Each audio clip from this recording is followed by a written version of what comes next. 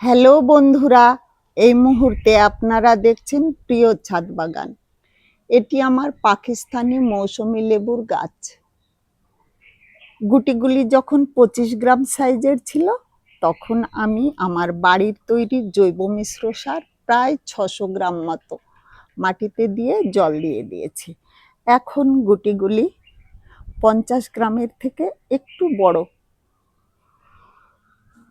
জৈব মিশ্র সার দেওয়ার 1 সপ্তাহ পরে আমি জৈব অনুখাদ্য সিউইড চা চামচের 1 চামচ গাছের মাটিতে দিয়ে জল দিয়ে দিয়েছিলাম। এই গাছ যেহেতু চুন পছন্দ করে, তাই এপ্রিলের শেষ সপ্তাহে চা চামচের 1 চামচ চুন দিয়ে জল দিয়ে দেব।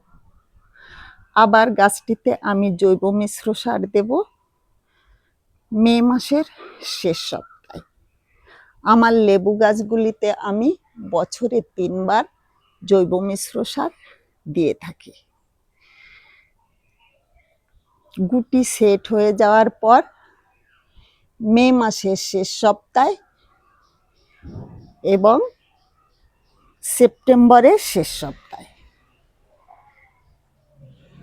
এই গাছে এখন আমি খোল পচা জল 15 দিন অন্তর অন্তর দিয়ে যাব,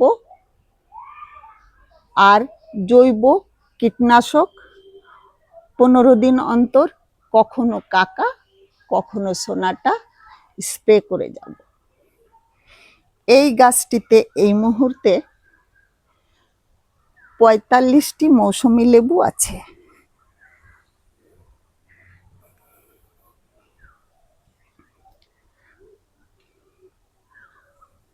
আমার পাশের গাছটি ভিয়েতনাম মালটা। ভিয়েতনাম মালটা, এই মালটা গাছে 26টি ফল এই মুহূর্তে আছে। এটি আমার গাছের 3য় ফলন। আমার 3টি লেবু গাছে আমি একই পরিচর্যা করে থাকি। জৈব পরিচর্যা করার কারণ ফলগুলি আমরা নিজেরাই খেয়ে থাকি।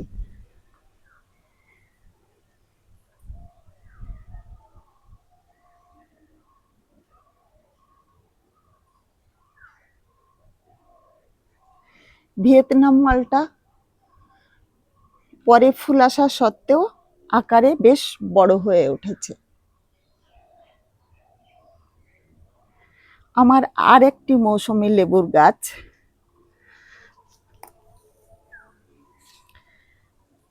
এটি ইন্ডিয়ান সিকি মৌসুমী লেবুর গাছ। এটিও আমার গাছের 3য় ফলন।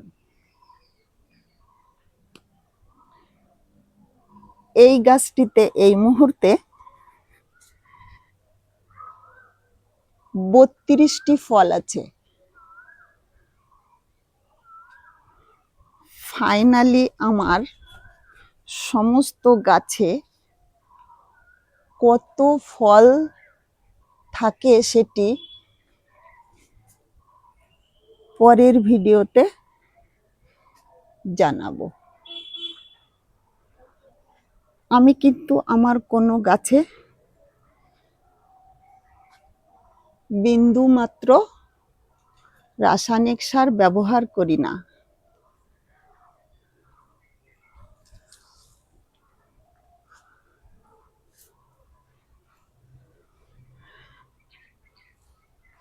বন্ধুরা,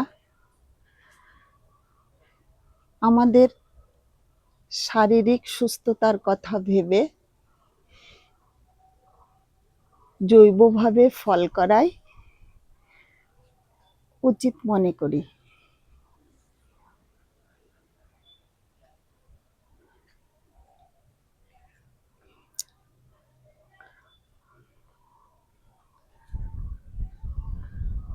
আজ তাহলে এই পর্যন্তই।